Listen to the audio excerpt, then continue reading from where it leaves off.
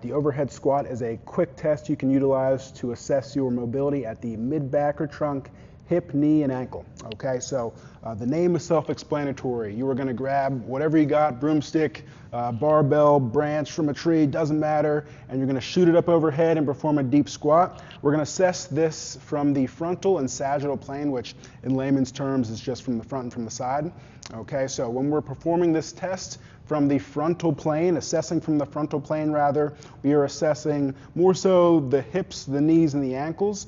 All right, and again, as best of symmetry as possible. As you come down, we're looking to see what's happening at the feet and the ankles. Are we overpronating, getting that really flat foot position? Are the knees digging in or out? That knee valgus and varus is one side very different from the other. Sometimes we do this and we'll see a big shift away from one hip if there's a limitation. Sometimes we come down and people will externally rotate and abduct to get a little bit more of that mobility. See where your deficits are. We're going to do the same thing from the sagittal plane, coming down into that deep squat, assessing what's happening at the ankle. Do we have good ankle dorsiflexion, the ability for the ankle to bend, or do we have to drive those toes out to get that mobility?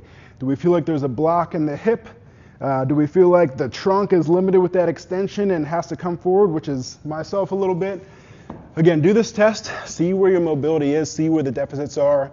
If you feel like you were limited with squatting, whether it's squatting in the gym, picking up your kid, whatever it may be, do this test, see where your deficits lie, try to address that. And if you feel like you're struggling, shoot me a DM, text, email, whatever, we'll get to work. Okay.